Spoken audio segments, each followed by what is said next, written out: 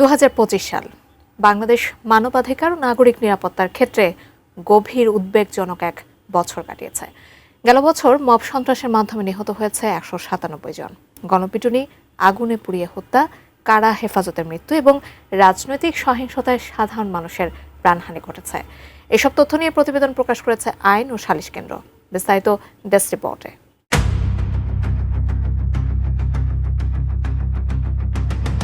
নিদারুণ বিচ্ছেদময় এক 2025 সালকে অতিক্রম করেছে বাংলাদেশ।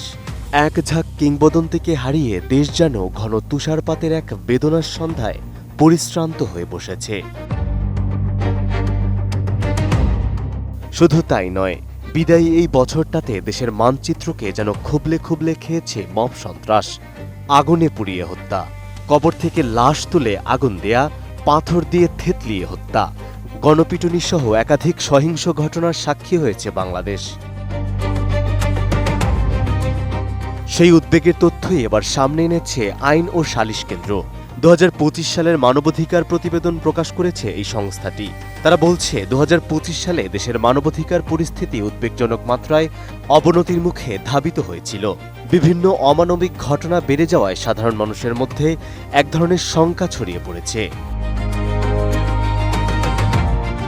নোভা এলইডি টিভি, ঝকঝকে ছবি, নিখুঁত শব্দ, 5 বছরের ওয়ারেন্টি। নোভা মানে সঠিক মান, নিশ্চিত সেবা। প্রতিবেদন অনুযায়ী 18 ডিসেম্বর মব সৃষ্টি করে ময়মনসিংহের ভালুকায় ধর্ম অবমাননার অভিযোগে দীপুচন্দ্র দাসকে পিটিয়ে হত্যা করা হয়।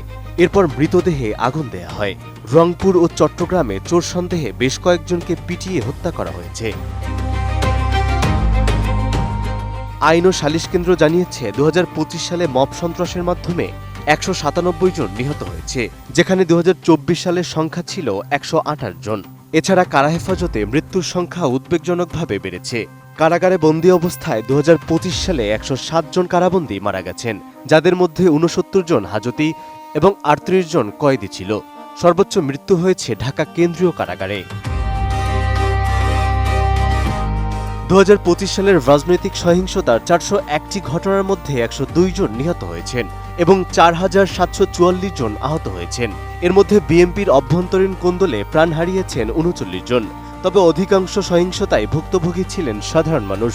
প্রতিবেদনটিতে আর উল্লেখ রয়েছে বন্দুকযুদ্ধ বা ক্রসফায়ারে কমপক্ষে 38 জনের মৃত্যু হয়েছে।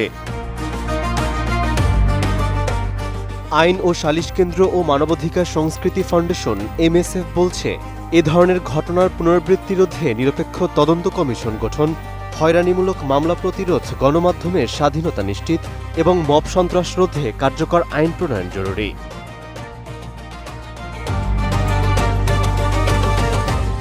Desk report, ATN news.